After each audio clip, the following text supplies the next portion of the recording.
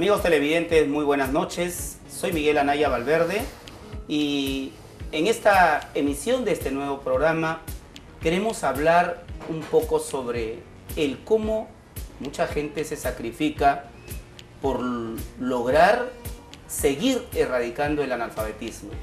Este es el caso de una señora de 76 años que aquí en el distrito de Villa El Salvador, en el sector 1, en el grupo 25A de Villa El Salvador, viene haciendo cosas importantes para la educación. Su amor por el saber es tanto que a los 76 años de edad, doña Maximina Castillo Guerra ha creado una biblioteca en su domicilio. Inicia con 300 libros y en la actualidad tiene 2000 ejemplares de textos, el cual lo usa para poder dar educación sin recibir un solo sueldo a muchos niños y jóvenes de esta parte de Villa El Salvador. Nuestro compañero Alex ha preparado la siguiente nota. Veamos la nota. Existe un lugar donde el amor por el saber y el conocimiento han sido adoptados en una humilde morada. Existe una persona que dedica su vida para que grandes y pequeños puedan amar los libros tanto como ella los ama. Hoy estamos en el sector 1 del grupo 22A, donde hemos venido a visitar la biblioteca Yachayhuasi, así que acompáñenos en esta nota. A sus 76 años, Maximina Castillo Guerra, o la tía Mina, como la llaman muchas personas que la estiman, ha convertido su vivienda en una biblioteca, la cual ha llamado Yachayhuasi, lo que significa Casa del Saber, el cual es visitado por niños y adolescentes de todas las edades. Creo que desde niña, porque desde niña ya daba consejos a las parejas para que no se separen y no se peleen y que hagan paz, ¿no? Entonces, y tenía mis libros de psicología para avanzar en eso, y para ayudarme yo misma, para conocerme, porque era muy liera, no compartía con algunas ideas y me molestaba la falsa democracia, me molestaba que una calle separaba a los ricos de los pobres, y etcétera, no tanta cosa. Entonces yo decía, pero ¿por qué uno puede vivir así? ¿Por qué no puede uno vivir mejor? Y por esa razón compré libros que me ayudaron, ¿no? Y tenía pena de deshacerme de ellos. Ahora todavía los tengo, me acompañan todavía porque los releo para seguir adelante, ¿no? Ella nos cuenta cómo es que decidió crear una biblioteca un 23 de septiembre de 1987. Emocionante es recordar, ¿no? Que por una idea de que ya iba a morir quería despachar mis libros, pero pasé un año, me di cuenta y dije que no. Me di cuenta que era una estupidez estar despachando libros cuando uno no sabe pues cuándo va a morir. Pero vaya que me nació la idea de poner mini biblioteca para servir a los niños, y desde 1987, en una 23 de septiembre, primavera, abrí la biblioteca. No tenía muchos libros, ahora sí tengo muchos libros, y gracias, porque será la oración de los niños, será la bondad, no sé, pero la cosa es que está llena mi casita de los libros y sirve para todo el mundo. Son muchas personas que cuando niños encontraron en la tía Mina a una maestra, una persona que quizá no tenga un título de papel, pero que la profesión lo lleva en el corazón. Hoy esas generaciones de estudiantes traen a sus hijos para que sean enseñados por ella. La biblioteca, bueno, la tía Mina fue que empezó esta biblioteca con donaciones. A ella siempre le gustó tener le ha gustado que vaya gente a leer, a estar cerca de ella. Bueno, eso le gusta a ella, pues, ¿no? Y sí, la biblioteca nos ayudó bastante, ¿no? A todas las personas que se hicieron. Sin embargo, los años pasan y la tía Mina necesita de jóvenes voluntarios que la ayuden en el mantenimiento de la biblioteca Yachayhuasi, para que niños y jóvenes que vienen de diferentes distritos puedan encontrar la respuesta a sus incógnitas en sus más de 2000 libros, los cuales ella cuida con mucho cariño. Lo gracioso es que los universitarios y los de secundaria ya no vienen, ¿no? Se van al internet, porque ellos ya no leen. Me da pena que ahora los chicos de la secundaria terminan la secundaria y no no pueden conversar ningún tema, no han leído, no saben en qué están. ¿Qué pasa? Que la tecnología es buena, yo no estoy opuesta a la tecnología, pero no le da opción al cerebro a ser creativo. Los chicos sacan copia, pegan y los profesores le dan el visto bueno y punto. No leyeron nada. Y acá hay temas para todo. Más bien que los profesores vienen en verano y se benefician de los libros porque pueden hacer su programación anual. A usted la conocen porque de repente a fin de año hay un niño que tiene bajas calificaciones y es a usted la que le salva el año prácticamente enseñándoles personalizadamente. Sí, graciosamente, como anécdota, pero a veces me da rabia porque como los mamás no comprenden a los niños. Cuando ya falta 2 meses o un mes para el examen final, vienen y lo traen para que lo nivele. Y eso es injusto, porque el niño no es un robot, y yo tampoco, ¿no? Pero bueno, hago lo posible y trato de que el niño salve su año escolar. Además de la biblioteca, ella ha creado un mini vivero y cría animales de corral como gallinas ponedoras, que mediante la venta de sus huevos puede a duras penas mantener este programa educativo. El gallito se corre porque es tierno. Si usted quisiera ayudar a la biblioteca Yachaiguasi de la señora Maximina Castillo Guerra, puede encontrarla en el sector 1 del grupo 22A en Villa El Salvador o llamarla a su vivienda al 296-2087. Esperamos su pronta ayuda. Increíble la nota de prensa que preparó nuestro compañero Alex en esta parte de Villa El Salvador.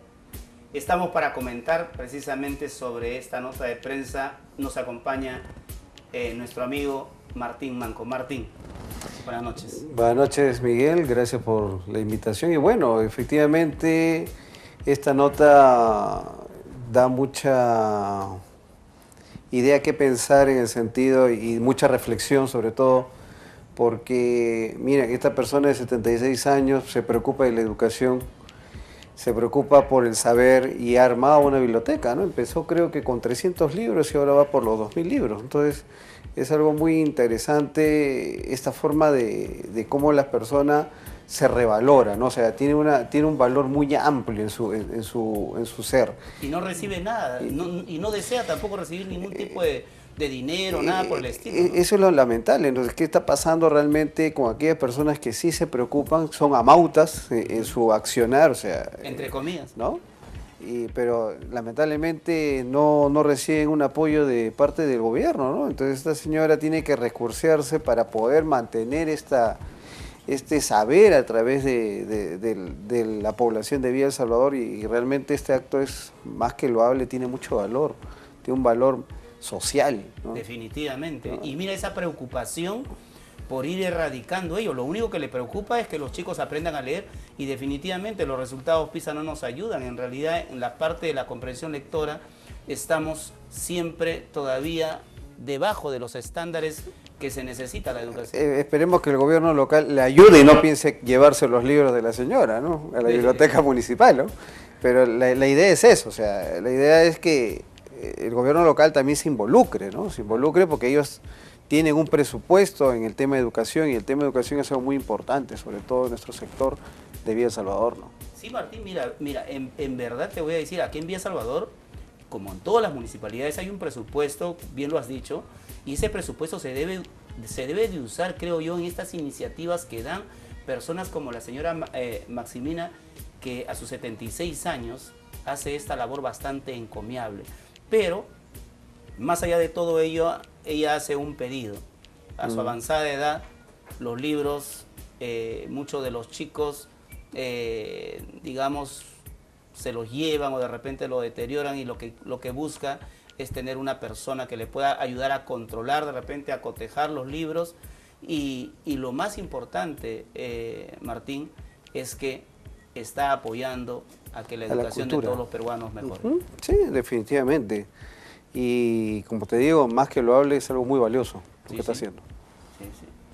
Y bueno, de una u otra manera, si encontráramos más señoras como Maximina, en realidad en nuestra sociedad de repente tal vez tendríamos buenos aliados para poder mejorar esta parte de la comprensión lectora. Y sobre todo, que la gente tenga no solamente acceso a la cultura, sino acceso al conocimiento. Y el acceso al conocimiento los hará libre, como dice el dicho, ¿no? Y nos indica la producción que hay un nombre ahí que se usa, Yachayhuasi, ¿no? Claro, la biblioteca tiene el nombre de Yachayhuasi, un nombre en quechua. Debemos de suponer que la señora viene también de orígenes pues andinos, ¿no? Y estas personas son las que más puncha le ponen a la Claro, educación. sobre todo porque busca revalorar algo que estamos perdiendo. Claro. Martín, tú has caminado bastante por el Perú. ¿Es común observar ese tipo de personas aquí en el Perú, en la parte de Lima? En la parte de Lima no. Quizás en lo que llamamos provincia sí es muy frecuente lo que hacen las personas, ¿no? O sea, las personas buscan siempre una mayor difusión del conocimiento, se interesan por el conocimiento. La gente de provincia siempre está atenta al conocimiento. Acá en Lima prácticamente estas cosas poco se ven, casi no se ven, y por eso es lo que te decía, lo que está haciendo la señora no es algo loable, sino algo valioso. Algo muy valioso. ¿No? Porque mira, lo que también dice la nota, ¿no? Generaciones de alumnos que ya o de personas que ya ahorita ya están casadas. Mira, cuánto tiempo ella ha ido trabajando de una forma silenciosa, pero al mismo tiempo obteniendo pues este tipo de material que son los libros, ¿no?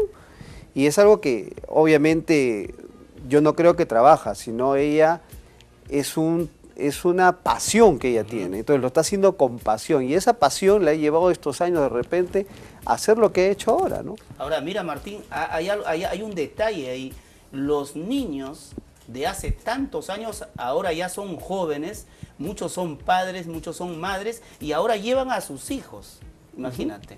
O sea, hay una cadena, la cadena continúa y sigue, y la señora sigue teniendo la fuerza para seguir enseñando. ¿Qué tal, amor, por esa? Yo creo que también debería haber un apoyo y exhorto a todas esas personas que de una u otra forma también pudieron aprender de esta señora, pues la ayuden, la apoyen, ¿no? La apoyen.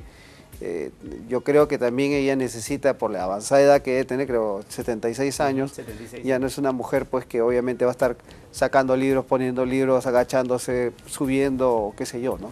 Entonces yo creo de que si uno recibió un conocimiento y gratis prácticamente, debe gratificar a esa persona, ¿no? Eso es lo que la señora Maximina pide, ¿no? Que alguien le pueda apoyar, y desde aquí hacemos un llamado al gobierno local, a la municipalidad, al señor Guido Iñigo Peralta, para que tal vez podamos recoger esta nota de prensa y podemos de repente ubicar a la señora en el sector 1, en el grupo 25A, aquí en Villa Salvador, sí, en el grupo 22A, para que podamos conversar con ella y de repente aliviar en algo lo que ella viene haciendo, que es una labor, como lo ha manifestado Martín, muy valiosa, sumamente valiosa.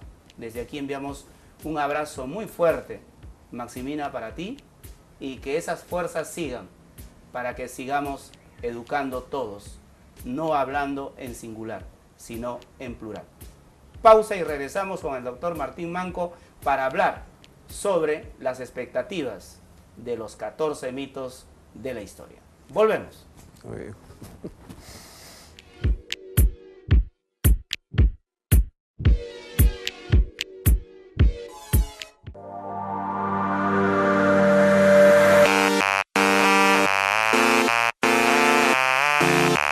Solo por BHTV, nuestro canal.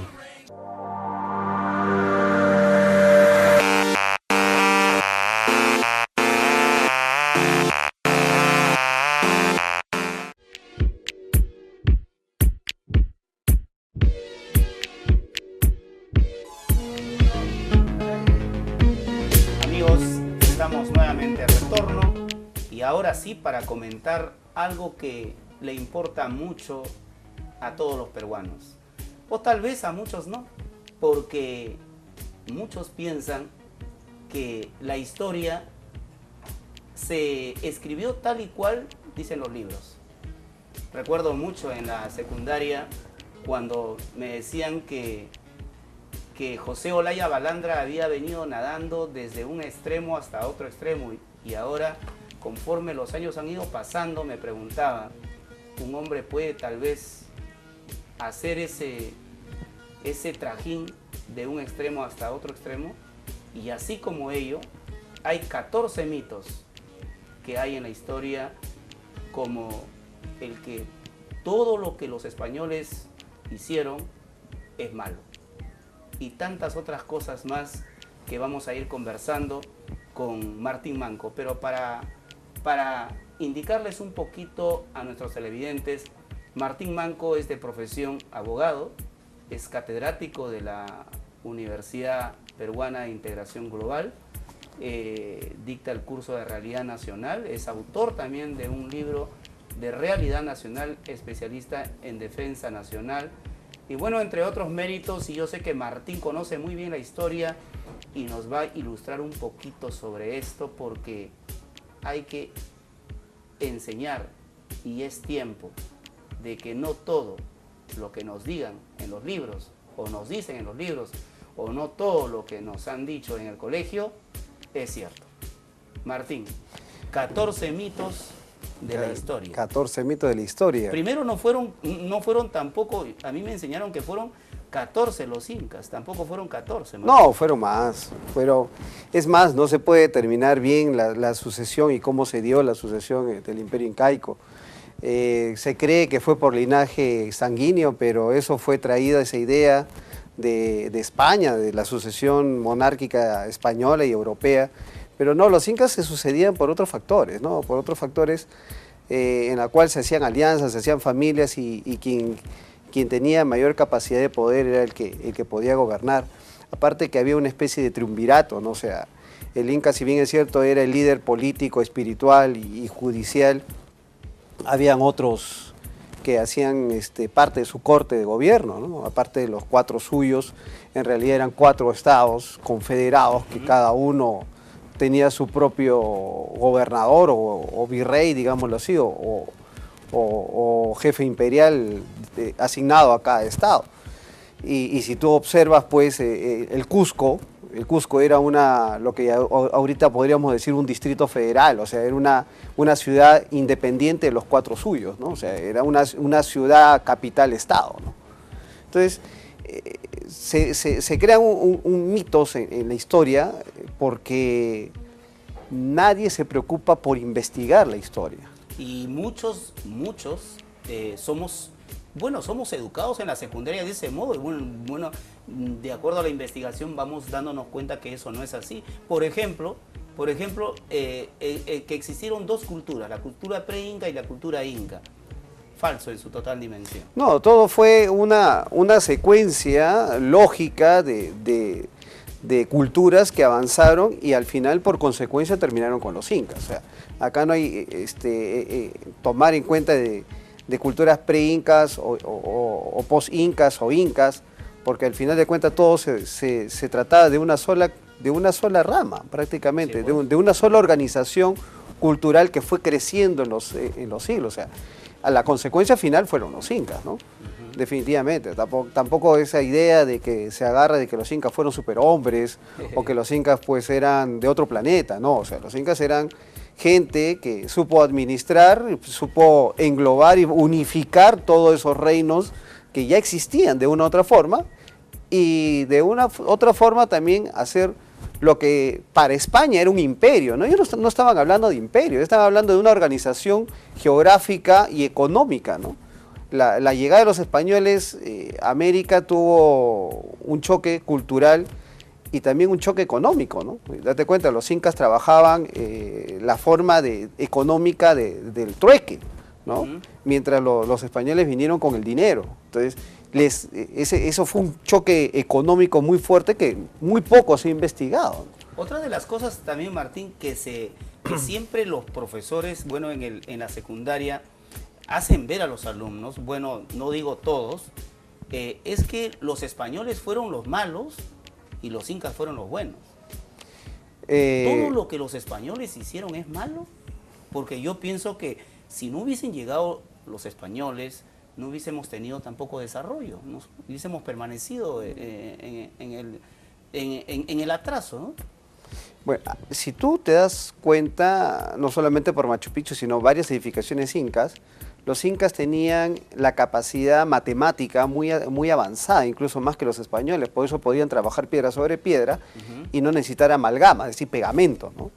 Lo cual las construcciones españolas son las que se han venido abajo cada terremoto que ha habido, sin embargo las construcciones incas se han mantenido. Y construcciones incas se dice inca porque obviamente, bueno, fue la última parte de esta consecuencia cultural que ha venido, ¿no? Pero eso ya iban trabajando de los Tiahuanaco y anteriormente de los Chavín y anteriormente pues de las otras culturas anteriores. Entonces los incas ya sabían de la piedra o el trabajo de la piedra porque habían venido aprendiendo de culturas anteriores. O sea, eso no es que ellos iluminados de la noche a la mañana trabajaron en piedra. Otros aspectos importantes es que definitivamente, o sea, el aporte español fue bueno. Los incas, siempre se ha visto los incas como el lado bueno. Si hubieran sido los incas buenos, entonces no hubiera habido reinos que se hubieran querido independizar de los incas. O sea, prácticamente todo hubiera sido un mundo feliz, todos estarían felices y ¿para qué dejar que los españoles avancen hasta el Cusco? Entonces es algo que yo analizo en un aspecto, ¿no? O sea, se habla de la conquista del Perú y la conquista del Perú tiene esa mixtura muy interesante. Más que conquista solamente, fue también un proceso de independencia andina. Es decir, mientras era una independencia andina, en paralelo era una conquista que no sabían los andinos, que estaban siendo conquistados, o sea, estaban pasando de un reino a otro. Sin embargo, ellos pensaban de que aliándose con los españoles se estaban independizando de los incas y por eso es que los españoles llegan al Cusco. Sin prácticamente mucha oposición llegan al Cusco, toman el Cusco y después ya vienen pues a la forma en que ellos comienzan a tratar a los indígenas naturales, comienzan pues a ver las famosas revoluciones, las revueltas y una de esas revoluciones pues hablamos pues de la revolución de Manco Inca II, ¿no? Pero fue un proceso paralelo, o sea, se enseña mal diciendo la conquista del Perú, no. ¿Cuál sería el término adecuado, Martín? Fue un proceso de independencia andino del Tahuantinsuyo. O sea, querían independizarse los reinos recién tomados por los incas, como fueron los Tumbes, los Cañaris y los Chachapoyas, querían independizarse de los incas. Por eso que el proceso de independencia, los españoles muy inteligentes y estratégicamente se dieron cuenta, el proceso de independencia para luego la conquista comienza desde el norte, si tú te das cuenta. Comienza del norte hacia el sur, es decir, en los reinos recién conquistados. Y los españoles no vinieron 180 españoles, por eso no reviste ningún análisis pues, estratégico militar por ningún lado.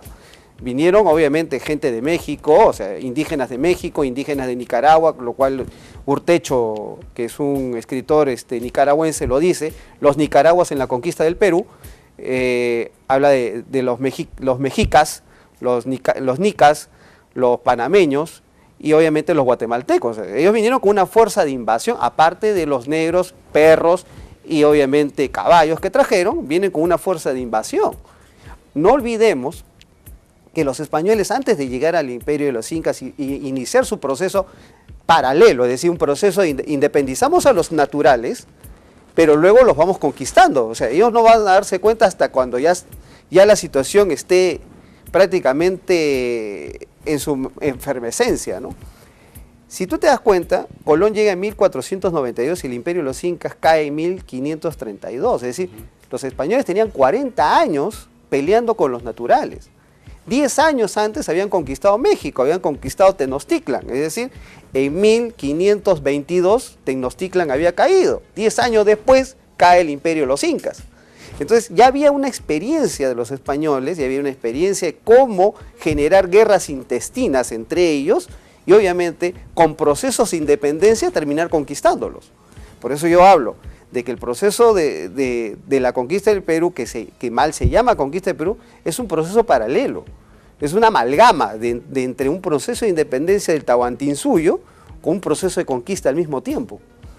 Increíble, ¿no? Pero Martín, a donde yo quería también enfocar es si los españoles, en el momento de llegar al Perú, es cierto que se encontró a un imperio incaico dividido, ¿no? Y es por eso que aprovecharon esa oportunidad ¿O esa no es una cuestión de forma o de fondo? No, yo creo que eso nunca fue la cuestión de fondo. La cuestión de fondo fue la experiencia que ellos tenían de 40 años en las guerras con los naturales. O sea, ya sabían cómo pensaban los naturales, o sea, cómo pensaban los incas. Sí, en algo ayudó la guerra que había entre Huáscar y Atahualpa, sí, o sea, había algo, pero no fue lo preponderante, ¿no? Como a veces a los alumnos se les engaña diciendo que los incas creían que los españoles eran dioses y que era el dios Huiracocha, y que al ver al caballo sentado, ve a un español sentado encima de un caballo, pues eran como dioses. Falso, porque cuando Pizarro lo invita a Atahualpa a la plaza de Cajamarca, manda a sus emisarios a caballos, y uno de ellos le hace poner la nariz del caballo a Atahualpa, y Atahualpa lo mira y en quechua le dice: tú vas a morir. O sea, él no se inmuta por el caballo. O sea, esa creencia es falsa, de decir de que los incas al ver caballos se asustaron. No, completamente falso. Los incas ya se habían acostumbrado a ver estos extranjeros encima de estas bestias. Más bien lo que querían era que... fue una guerra psicológica, ¿no? O sea, a ver quién de los dos podía ganar. O sea, mientras que Atahualpa quería quedarse con las armas de los españoles, con las bestias de los españoles, pues los españoles querían quedarse con el oro de los incas, que después al final de cuentas ya el proceso de conquista comenzó a ir cambiando poco a poco y de acuerdo a cómo iban avanzando las circunstancias, ¿no? Interesante en realidad, pero Martín, ¿qué es lo bueno que tú rescatas en todo este proceso de los españoles? ¿Cuál es la contribución más importante a tu juicio que los españoles hicieron o dieron por el pueblo? Te lo voy a responder de dos formas. Hay una película que se llama Diario Motocicleta, que habla de la vida de Che Guevara joven, no revolucionario. Cuando llega al Cusco, hay una imagen que nunca me voy a olvidar de esa película. Llega a Machu Picchu y luego sale Lima, ¿no? Y dice: ¿cómo pudimos cambiar esta cultura, o sea, por Machu Picchu, por esto? Y sale Lima, ¿no? Cuando una vez conversé con un embajador de un país de la ex Unión Soviética, que ahorita ya van a tener 25 años de independencia nacional, yo le comenté una situación interesante. Nosotros fuimos dominados 300 años por los españoles. ¿Qué nos dieron los españoles? Iglesias, iglesias y más iglesias. Y seguir siendo un país primario productor, o sea, un territorio primario productor. ¿Qué les dejó la Unión Soviética? Okay, les dejó de una u otra forma Rusia. Infraestructura, fábricas, capacidad de independencia, de desarrollo, ¿no? Entonces, hay un desbalance ahí completamente distinto.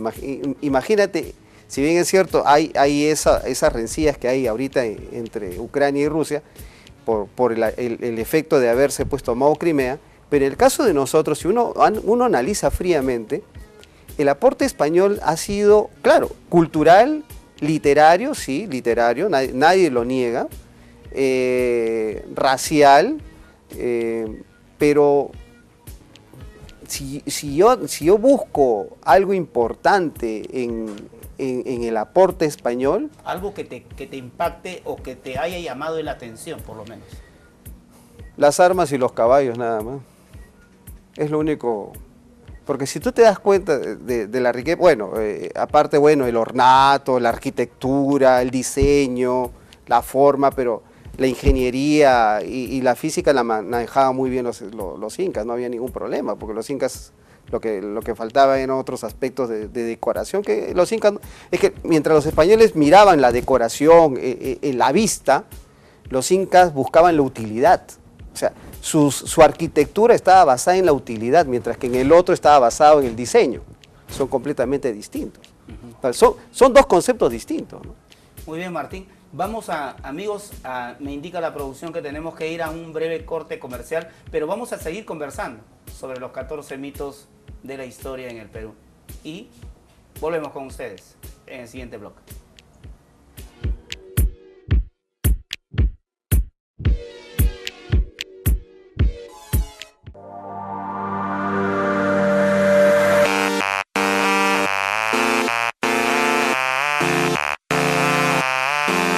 solo por BHTV, nuestro canal.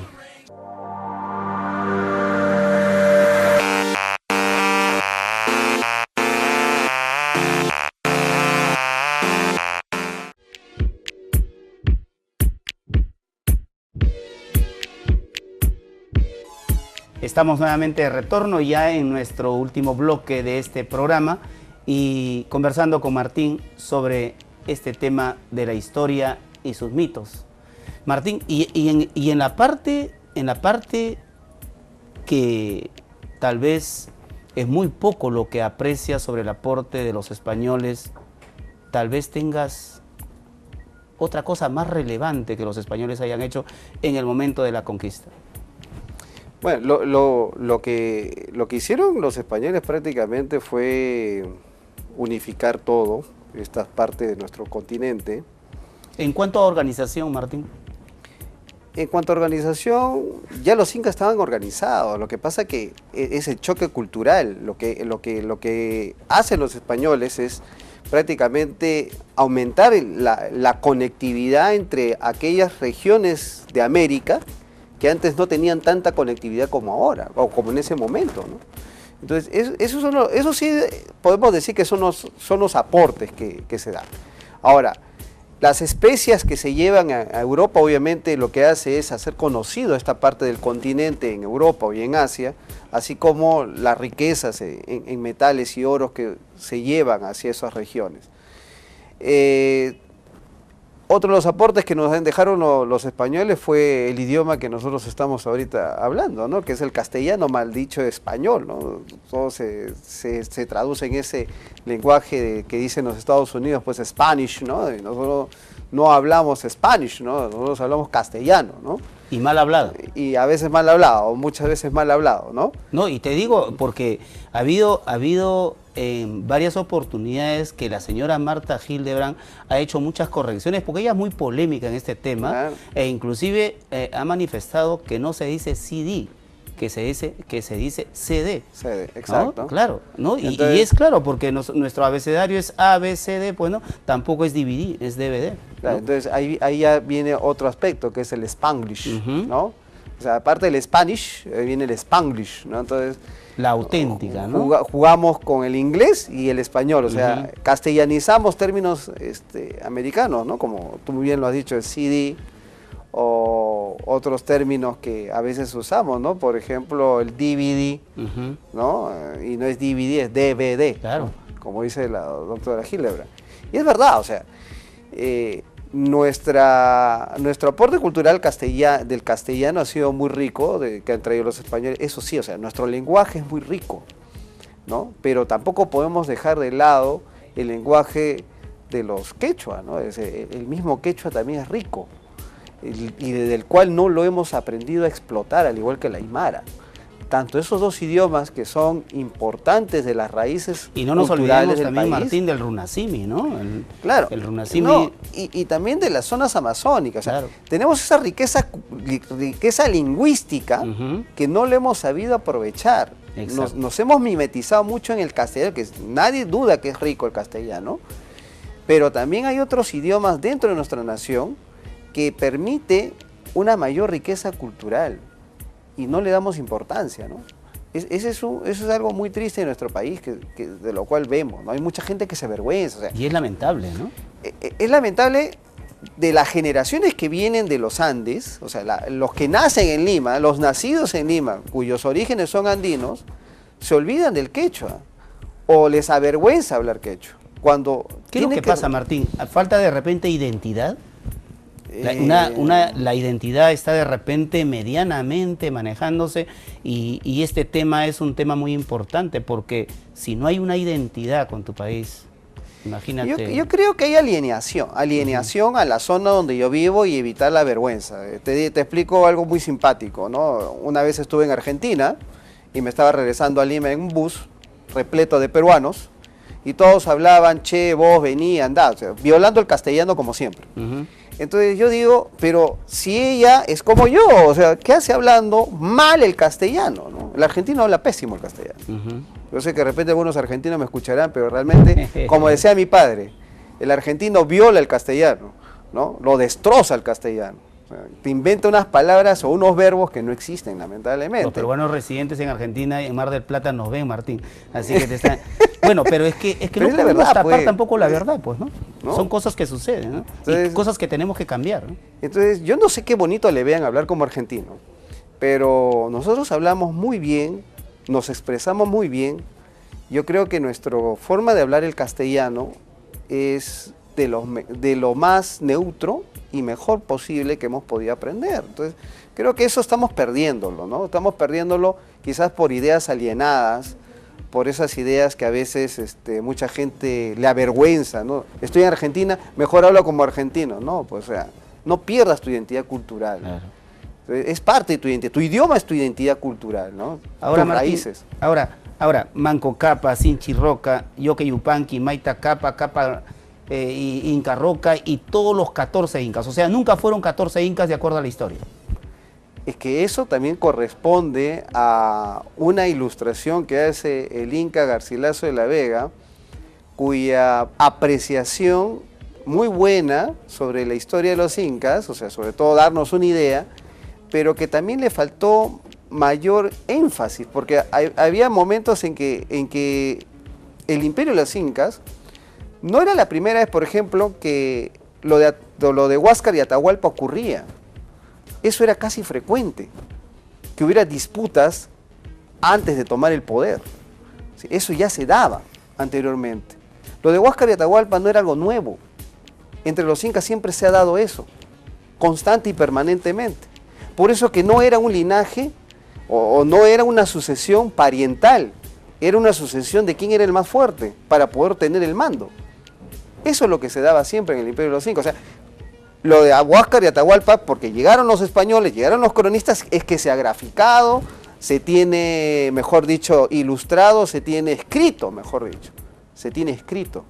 Pero lo anterior... Pero claro, ahora, en realidad no fueron 14 incas. No, fueron más. En el tiempo fueron más, ¿no? Ahora, hablando un poquito sobre, por ejemplo, las mitas en ese tiempo, se dice que los españoles drásticamente enviaban a los indios a trabajar a las minas y muchas veces muchos morían ahí. ¿Qué hay de cierto en esto en cuanto a la historia, Martín? Lo que tú tocas es algo muy interesante, ¿no?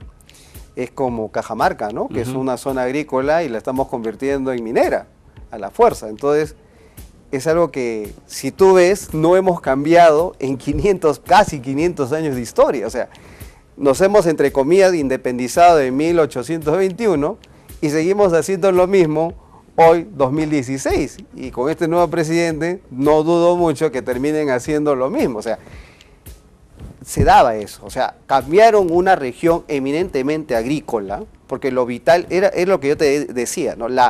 El choque económico que hubo entre incas y españoles. Mientras que los incas tenían una forma de manejo económico mediante el trueque, los españoles priorizaban el metal. Entonces, es lo que estamos haciendo ahora, o sea, preferimos el metal a comer. Sí, pues. O sea, el agro... ¿Sabes qué? Te sales de tu chacrita, te sales de tu hacienda, te sales del agro y te vas a picar en la mina y a traer oro. Y es lo que estamos haciendo, ¿no?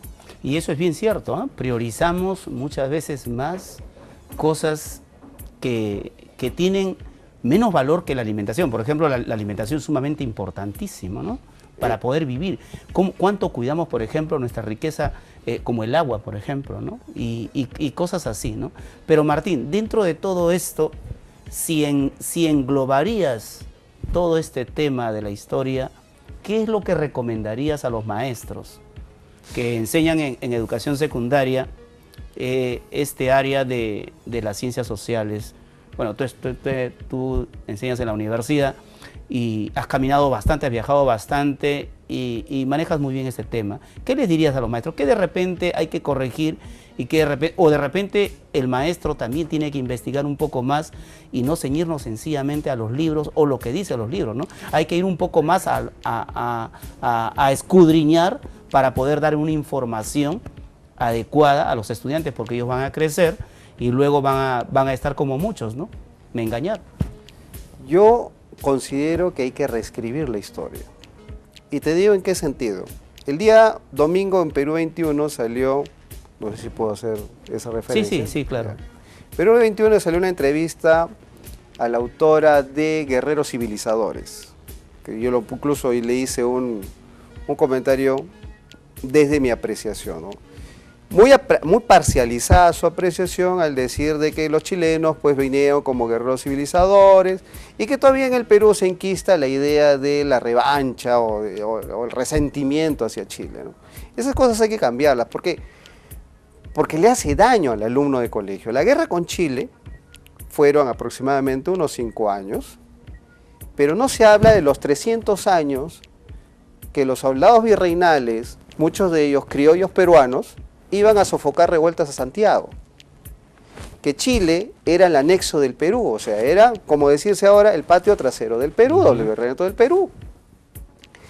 Esas cosas no se les dice a los alumnos, no se le cambia la visión y solamente nos enquistamos en un evento que duró aproximadamente 5 años y de los 5 años, 3 años ellos tomaron la ciudad de Lima. Ahora, ahí hay otro contexto muy importante, ¿no? Ellos vienen a la ciudad de Lima porque había ese resentimiento de 300 años también, o sea, devolverle un poco de los 300 años que el Perú siempre iba a sofocar, a reprimir a los rotos, y llega a Lima. Ahora, el odio, el resentimiento, esas cosas, más nacen, como lo dije yo en el Facebook, más nace la oligarquía limeña.